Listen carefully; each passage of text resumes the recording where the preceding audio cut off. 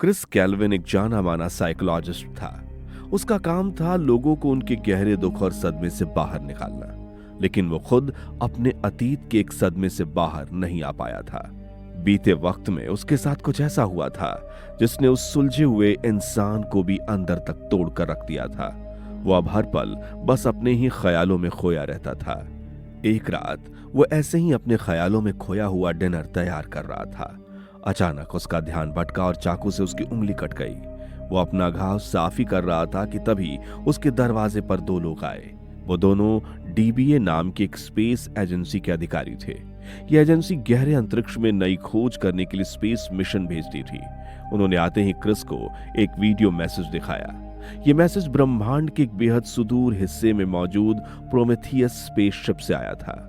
Prometheus ship को कुछ सालों पहले अर्थ से सोलारिस नाम के एक प्लेनेट पर भेजा गया था। उस शिप में रिसर्चर्स की एक टीम थी जिनका काम था सोलारिस प्लेनेट की जांच करना, मगर कुछ समय पहले उनका धरती से संपर्क पूरी तरह टूट गया और अब वहां से ये वीडियो मैसेज आया था। स्क्रीन पर प्रोमेथियस शिप का मिशन कमांडर डॉक्टर जबारियन था, जो क्रिस का पुराना दोस्त भी था। उसने ये मैसेज खास क्रिस के लिए ही भेजा था। जबारियन ने भारी मन से कहा, क्रिस, मुझे नहीं पता तुम ये मैसेज देख के क्या सोचोगे, लेकिन इस सिचुएशन में मैं सिर्फ तुम पर ट्रस्ट कर सकता हूं। मुझे तुम्हारी हेल्प चाहिए। तुम्हें सोलारिस आना होगा। जबारियन की आवाज में अब डर छलकने लगा। उसने कहा, यहां हमारे साथ कुछ अजीब हो रहा है, कुछ ऐसा जिसे शब्दों में समझाना नामुमकिन है। हम अर्थ पर वापस लौट सकते हैं, लेकिन सच ये है क्रिस कि हम में से कोई वापस आना ही नहीं चाहता। क्रिस भी अब गंभीर हो गया। आखिर में जबारियन ने कहा, क्रिस, तुम्हारे पास्ट और काम के एक्सपीरियंस को देखते हुए मुझे पूरा यकीन है कि यहाँ जो हो रहा है उसे तुम ही समझ सकते हो और हमें बचा सकते हो। तुम्हें यहाँ आना ही होगा दोस्त।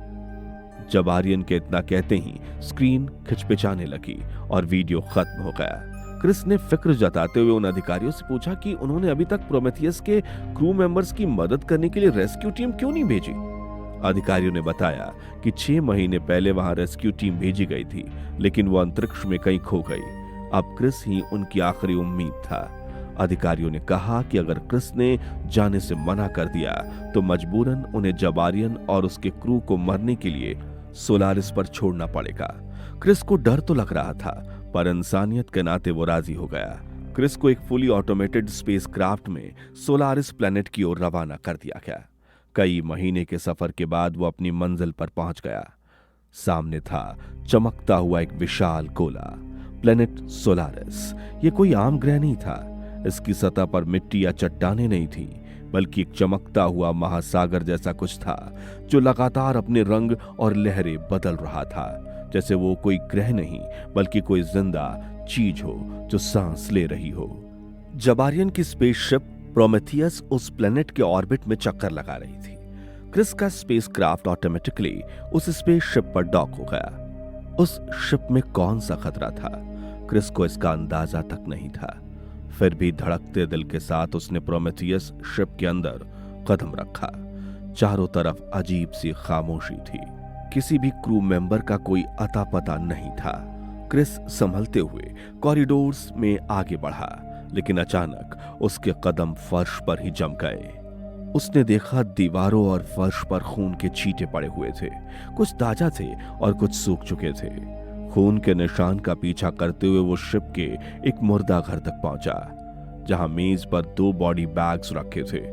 क्रिस ने कांपते हाथों से पहला बैग खोला और अंदर देखकर उसकी कपकपी छूट गई। उसके अंदर क्रिस के दोस्त डॉक्टर जबारियन की लाश थी। उसे देख क्रिस रूह पड़ा, लेकिन जब उसने दूसरा बैग खोला तो उसकी ये सिसकियां खौफ में बदल गईं। उसमें एक और दूसरे क्रू मेंबर डॉक्टर कटार्ड की लाश थी। देखकर लग रहा था कि उसकी बड़ी बेरहमी से हत्या की गई हो। तभी कहीं दूर से क्रिस को गाने की आवाज आई। उस आवाज के पीछे जब वो एक कमरे तक आया तो देखा वहां एक क्रू मेंबर स्नो बैठा हुआ था और अपने आप में ही बड़बड़ाया जा रहा था। इतनी मौतों और खून खराबे के बीच भी स्नो के चेहरे पर एक बेपरवाह ठंडी सी मुस्कान थी, जैसे वहां कुछ हुआ ही ना हो। जब उसका ध्यान क्रिस की ओर गया तो वो उसे हैरानी से घूरता हुआ उसके पास आ गया। वो क्रिस को ऐसे देख रहा था जैसे कोई भूत देख लिया हो, मगर फिर वो उसे पहचान गया। क्रिस ने उससे सीधे सवाल किया, शिप में बिखरा हुआ वो खून किसका है स्नो? स्नो ने उसी ठंडे लहजे में कुछ टेढ़ा मेढ़ा सा जवाब दिया, वो खून डॉक्टर कटार्ड का है। जब रेस्क्यू टीम यहाँ आई तो वो उनसे भागने की कोशिश करने लगे। रेस्क्यू टीम ने उन्हें वहीं मार गिराया। फिर क्रिस ने नम आंखों से पूछा, और मेरा दोस्त जबारियन, वो कैसे मरा? स्नो ने मुस्कुराते हुए कहा, डॉक्टर जबारियन, उन्होंने तो आत्महत्या की थी। स्नो की आंखों में अपने क्रू की मौत का कोई पछतावा नहीं था। क्रिस ने अपनी बेचैनी को शांत करते हुए फिर पूछा, तुम्हारी टीम में कोई डॉक्टर गॉर्डन भी थी ना?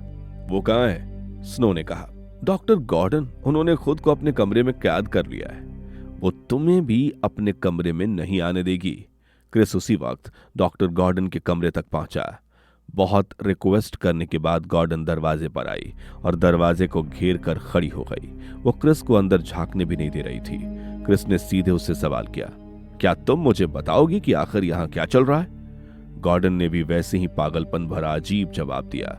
उसने कहा, मैं तुम्हें बता तो दूं यहाँ क्या हो रहा है, लेकिन मुझे नहीं लगता कि तुम कुछ समझ पाओगे। तुम्हें तभी समझ में आएगा जब ये सब तुम्हारे साथ होगा। उसी पल क्रिस को गॉर्डन के कमरे में किसी और चीज की आवाज सुनाई दी। गॉर्डन ने घबराकर जल्दी दरवाजा बंद किया। सवालों से घिरा क्रिस वहां से वापस लौटा ही था कि तभी उसे शिप में एक छोटा बच्चा दिखाई दिया। क्रिस उसे देखकर हैरान रह गया, क्योंकि इस मिशन में किसी बच्चे का होना नामुमकिन था। वो उससे बात करने उसके पास जाने लगा, लेकिन वो लड़का वहां से भाग गया और अगले ही पल क्रिस की नजरों से ओझल हो गया। क्रिस एक बार फिर स्नो के पास आया और पूछा कि शिप पे वो छोटा बच्चा आखिर कौन है। इस पर स्नो ने बताया कि वो जबारियन का बेटा है। ये सुनकर क्रिस दंग रह गया, क्योंकि जबारियन का इकलौता बेटा तो इस वक्त अर्थ पे था, फिर भला वो यहां कैसे आ सकता था? क्रिस अब कोई और सवाल पूछता इससे पहले स्नो ने कहा कि उसे अब सोना है। उसने बड़े ही तहजीब से क्रिस को अपने कमरे में जाने को कहा। क्रिस भी अपने कमरे में आ गया। इस लंबे सफर ने उसे काफी ज्यादा थका दिया था। वो बिस्तर पर आते ही सो गया। उस रात उसे एक सपना आया जिसमें उसने रंग बिरंगी रोशनी बिखरते हुए उस सोलारिस ग्रह को देखा, और फिर अगले ही पल वो अपने अतीत के खूबसूरत सपने में खो गया। सपने में उसने अपनी पत्नी रिया को देखा, उस पल को जब वे पहली बार पार्टी में मिले थे। दोनों को पहली नजर में एक दूसरे से प्यार हो गया था और फिर उन्होंने शादी कर ली। क्रिस ये हसीन ख्वाब देखता हुआ बिस्तर पर लेटा लेटा मंद मंद मुस्कुरा रहा था। तभी किसी ने उसके पीछे से अपनी बाहों में उसे घेर लिया। क्रिस चौंक कर जाग उठा और जब पलट कर देखा तो एक पल के लिए उसकी आंखें हालक में अटक गई। उसके बिस्तर पर उसकी पत्नी रिया थी। क्रिस को यकीन नहीं हुआ। उसे लगा वो कोई सपना देख रहा है। उसने खुद को जोर जोर से तमाचे मारे, आसपास की चीजों को छू कर देखा। उसे एहसास हो गया कि यह सपना नहीं बल्कि हकीकत है। रिया सचमुच उसके सामने थी। वो बिल्कुल नॉर्मल लग रही थी, जैसे वो हमेशा से क्रिस के साथ ही हो, लेकिन थोड़ी कंफ्यूज भी थी। उसे याद नहीं था कि वो यहां शिप में कैसे पहुंची।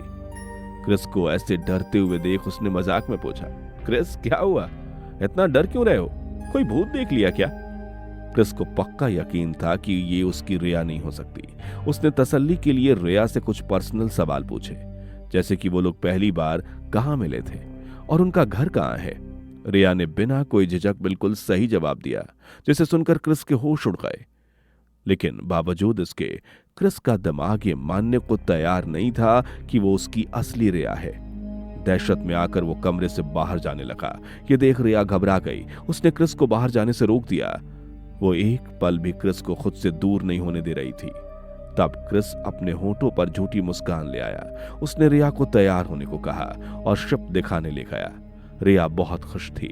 क्रिस ने उसे एक कंपार्टमेंट के अंदर जाने को कहा। रिया बिना कोई सवाल किए उसके अंदर चली गई, पर तभी क्रिस ने उसे वहां कैद कर दिया। असल में वो कंपार्टमेंट एक स्केप पॉड था। रिया क्रिस से उससे बाहर निकालने को कहती रही, पर क्रिस ने एक पत्थर दिल इंसान की तरह रिया को स्केप पॉड के साथ खुले अंतरिक्ष में धकेल दिया और उससे मुंह फेर कर रोने लगा। क्रिस को पत्थर दिल इसलिए बनना पड़ा क्योंकि उसकी असली रिया तो कुछ साल पहले ही मर चुकी थी। दरअसल जब क्रिस और रिया प्यार में थे, उस वक्त क्रिस रिया के साथ अपनी पूरी जिंदगी बिताने के सपने देखता था। वो सोचता था कि उनकी शादी होगी, उनके बच्चे होंगे और वो दोनों हमेशा खुश रहेंगे। उनकी शादी तो हुई, लेकिन कुछ समय बाद रिया प्रेग्नेंट हो गई थी। पर रिया उस वक्त बच्चा नहीं चाहती थी। उसने क्रिस को बिना बताए गर्भपात यानी अबॉर्शन करवा लिया। लेकिन जब ये बात क्रिस को पता चली तो वो रिया से बहुत ज्यादा खफा हो गया और गुस्से में उसे छोड़कर चला गया। लेकिन फिर क्रिस को एहसास हुआ कि उसने रिया के साथ गलत किया है। उसी रात जब रिया से माफी मांगने वापस लौटा तो उसकी दुनिया उजड़ चुकी थी। रिया ने आत्महत्या कर ली थी। क्रिस खुद को रिया की मौत का दोषी मानता था और तभी से रिया की मौत के पछतावे में जी रहा था। इसलिए उसे पूरा यकीन था कि अभी अभी उसने जिस रिया को देखा वो असली नहीं हो सकती। क्रिस रिया की यादों में गुम होकर अपने कमरे में मायूस बैठा था। तभी स्नो उसके पास आया। उसने बताया कि क्रिस ने अभी अभी जो देखा यही घटना सारे क्रू मेंबर्स के साथ हुई थी। दरअसल यहाँ पर जब भी कोई सोता था तो उस इंसान के दिमाग में जो कोई भी हावी है, चाहे वो उसका प्यार हो, उसका दुश्मन हो या कोई उसका गुजरा कल, ये प्लेनेट सोलारस उसे प्रकट कर देता था। स्नो ने विजिटर्स यानी मेहमान कहता था। क्रिस ने स्नो से पूछा कि उसका विजिटर कौन है और वो कहाँ है। स्नो ने बताया कि उसका विजिटर उसका भाई था, लेकिन अब वो उसे दिखाई देना बंद हो चुका है। क्रिस ने आगे पूछा, क्या मेरी विजिटर मेरी पत्नी रिया फिर से वापस आएगी? जवाब में स्नो ने कहा, हाँ, अगर तुम उसे वापस पाना चाहते हो तो जरूर आएगी। क्रिस डर रहा था, लेकिन वो एक बार फिर रिया को वापस देखना चाहता था। वो गहरी नींद में सो गया। पहले की तरह उसे एक बार फिर सपने में चमकता हुआ सोलारस ग्रह नजर आया और फिर रिया के साथ बिताए खूबसूरत पल उसे याद आने लगे। अगली सुबह जब क्रिस की आंख खुली, रिया फिर उसके बिस्तर पर थी। इस बार क्रिस घबराया नहीं, बल्कि उसे बाहों में भर लिया। वो रिया क्रिस की कोई कल्पना नहीं थी, बिल्कुल असली इंसान थी। उसके अंदर क्रिस के लिए प्यार और सम्मान सब वही था। कुछ अलग था तो बस उसकी यादें। वो क्रिस के दिमाग से पैदा हुई थी, इसलिए उसे केवल वही बात याद थी जो क्रिस रिया के बारे में जानता था। क्रिस ने उसे सच बता दिया कि वो एक विजिटर है और यहां अचानक प्रकट हो गई है। वो क्या थी, क्यों आई थी, अब क्रिस को इससे कोई फर्क नहीं पड़ता था। वो बस अपनी रिया को वापस पाकर खुश था। अब क्रिस बस किसी भी तरह रिया को लेकर धरती पर लौटना चाहता था। कुछ समय बाद क्रिस रिया को हॉल में ले आया, जहां स्नो और गॉर्डन भी मौजूद थे। क्रिस ने गॉर्डन से कहा कि अब उन्हें पृथ्वी पर लौट जाना चाहिए, लेकिन गॉर्डन दहशत में थी। वो किसी भी हाल में एक विजिटर को धरती पर ले जाने के लिए तैयार नहीं थी। उसका मानना था कि सोलारिस जानबूझकर उन्हें लालच दे रहा है, उनके चाहने वालों को प्रकट कर रहा है ताकि वे उन्हें अपने प्लेनेट पर ले जाएं। गॉर्डन्स सोलारिस प्लेनेट और उसके भेजे गए विजिटर्स को खतरा मानती थी। उसे लग रहा था कि वो अर्थ को नुकसान पहुंचा सकते हैं, लेकिन क्रिस गॉर्डन की बात से सहमत नहीं था। उसे पूरा विश्वास था कि सोलारिस ने उसे एक मौका दिया है ताकि वो अपने प्यार रिया को वापस पा सके, अपने पछतावे से बाहर निकल सके। इसी बात पर क्रिस और गॉर्डन में तीखी बहस होने लगी। गुस्से में गॉर्डन ने वो राज खोल दिया जिसे क्रिस ने अब तक रिया से छुपा कर रखा था। गॉर्डन ने रिया के सामने बता दिया कि वो यहाँ आने वाली पहली रिया नहीं है। उससे पहले भी एक रिया आई थी जिसे खुद क्रिस ने एक स्केप पॉड में डालकर गहरे अंतरिक्ष में मरने के लिए फेंक दिया था, और वो रिया अब भी तड़पती हुई कहीं अंतरिक्ष में भटक रही होगी। ये सच सामने आते ही रिया को गहरा सदमा लगा। उसका प्यार एक पल में ही डर में बदल गया। वो क्रिस से रूठकर रोती हुई वहां से चली गई। क्रिस की भावनाओं को ठेस पहुंचाकर भी गॉर्डन के चेहरे पर कोई पछतावा नहीं था। उसने क्रिस को एक बार आखिरी बार शांति से समझाया, तुम्हारी पत्नी मर चुकी है क्रिस, ये रिया असली नहीं है। सोलारिस तुम्हारे दिमाग से खेल रहा है, वो तुम्हें दिमागी तौर पर बीमार करना चाहता है। मगर क्रिस कुछ भी सुनने को तैयार नहीं था। वो रिया को किसी भी हाल में खोना नहीं चाहता था। वो मायूस होकर अपने कमरे में आया और रिया के पास सो गया। कुछ समय बाद जब वो गहरी नींद में था, तभी एक आहट सुनकर वो जाग उठा। उसने देखा उसका दोस्त जबारियन उसके सामने अंधेरे की आड़ लिए खड़ा था। क्रिस घबरा कर उठ बैठा। उसने जबारियन से सीधे सवाल किया, मैं जानता हूं तुम असली नहीं हो, आखिर क्या हो तुम, और ये प्लेनेट सोलारिस हमसे क्या चाहता है, ये हमें क्यों सता रहा है? जबारियन ने बिल्कुल शांत लहजे में जवाब दिया, तुम्हें क्यों लगता है क्रिस कि हर चीज को हमसे कुछ ना कुछ चाहिए ही होगा? सोलारिस तुम्हारा कोई दुश्मन नहीं, जो कोई साजिश रचकर तुम्हें सताएगा। सच तो यह है कि इस ग्रह का अपना कोई मकसद ही नहीं है। ये बिल्कुल कुदरत की तरह है, जैसे आग या पानी। पानी हमें डुबाने की साजिश नहीं रचता और ना ही आग जानबूझकर हमें जलाती है। वो बस कुदरती रूप से अपना काम करते हैं। सोलारिस की फितरत भी बिल्कुल वैसी ही है। जब तुम इसके सामने आते हो तो ये तुम्हारे दिमाग में झांकता है और तुम्हारे अंदर जिस इंसान की यादें, जिसका दर्द, जिसका पछतावा सबसे ज्यादा हावी होता है, ये ग्रह उसी दर्द को एक जिंदा शरीर बनाकर तुम्हारे सामने खड़ा कर देता है। क्रिस ने अब जबारियन से पूछा कि उसने आत्महत्या क्यों की थी। इस पर जबारियन ने कहा आत्महत्या करना उसकी भूल थी। उसने बताया कि उसके मन में अपने बेटे को छोड़कर यहां आने का पछतावा था, जिसे सोलारिस ने यहां प्रकट कर दिया। जबारियन अच्छी तरह जानता था कि वो लड़का उसका असली बेटा नहीं है, लेकिन फिर भी उसे उस मासूम से गहरा लगाव हो गया था। वो उसे अर्थ पर लेकर जाना चाहता था, पर उसे ये डर भी था कि वो कोई खतरा भी हो सकता है। बेबसी और पछतावे ने जबारियन को अंदर से इतना तोड़ दिया कि उसने अपनी जान दे दी। लेकिन अब उसे अपनी मौत का पछतावा हो रहा था। उसने क्रिस को समझाते हुए कहा, क्रिस, सोलारिस ने तुम्हें कैद करके नहीं रखा है। तुम्हारे पास चॉइस है। वो रिया जिसे तुम अपनी पत्नी समझ रहे हो, वो बस सोलारिस का हिस्सा है। तुम उसे छोड़कर जा सकते हो। इतना कहते ही जबारियन का साया उस अंधेरे में कहीं गायब हो गया और अगले ही पल क्रिस की आंख खुल गई। वो पसीने से लथपथ था और जोर जोर से सांसें ले रहा था। अभी अभी जो उसने देखा वो असल में कोई हकीकत नहीं बल्कि एक सपना था। अपने जिस दोस्त से उसने बात की शायद वो जबारियन था ही नहीं, वो खुद सोलारिस ग्रह था, जो जबारियन का रूप लेकर क्रिस के अंतर्मन यानी कि सबकॉन्शियस माइंड से बात कर रहा था। वो क्रिस को समझा रहा था कि उसके पास अब भी अपनी दुनिया में लौटने का रास्ता है, लेकिन क्रिस बहुत आगे निकल चुका था। उसके दिल और दिमाग में इस कदर रिया बस चुकी थी कि वो उसे दोबारा पाने के लिए अब किसी भी हद तक गुजरने को तैयार था। तभी उसने अपने बगल में देखा, बिस्तर खाली था, रिया वहां नहीं थी। क्रिस का दिल जोर जोर से धड़कने लगा। वो भागता हुआ कमरे से बाहर आया। उसने पूरे शिप में रिया को ढूंढा, लेकिन वो कहीं नहीं मिली। आखिरकार वो लैब की तरफ गया। वहां जमीन पर जो नजारा था उसे देखकर उसकी सांसें रुक गई। रिया फर्श पर बेजान पड़ी थी। उसका चेहरा और होंठ बुरी तरह जल चुका था। उसने लिक्विड ऑक्सीजन को पी लिया था, जिसने उसके शरीर को अंदर तक बर्फ में जमा दिया था। क्रिस उसे उठाकर जल्दी से कमरे में ले आया और उसकी नब्ज चेक की। रिया मर चुकी थी। ये देखकर क्रिस रो पड़ा। गॉर्डन और स्नो वहां उसके पीछे ही खड़े थे, लेकिन उन्होंने क्रिस को दिलासा तक नहीं दिया। वो दोनों रिया को ऐसे घूर रहे थे जैसे उसके उठने का इंतजार कर रहे हो। तभी कुछ अजीब हुआ। रिया के जमे हुए शरीर में अचानक कंपन होने लगी। उसकी हड्डियां कड़कड़ाहट की आवाज के साथ अपनी जगह पर वापस बैठने लगी। उसके सारे जख्म भर गए और अगले ही पल रिया गहरी सांस लेती हुई वापस जिंदा हो गई। क्रिस घबराया हुआ बस उसे देखता रहा। दरअसल उन विजिटर्स का एक भयानक सच ये भी था, वो कभी मरते नहीं थे। क्रिस रिया को वापस जिंदा देखकर खुश था, लेकिन रिया की आंखों में कोई खुशी नहीं थी, सिर्फ एक दर्दनाक बेबसी थी। उसने मरने की कोशिश की थी क्योंकि उसे एक खौफनाक हकीकत पता चल चुकी थी। दरअसल उसके पास असली रिया का कोई एहसास नहीं था। उसकी कोई यादें नहीं थी।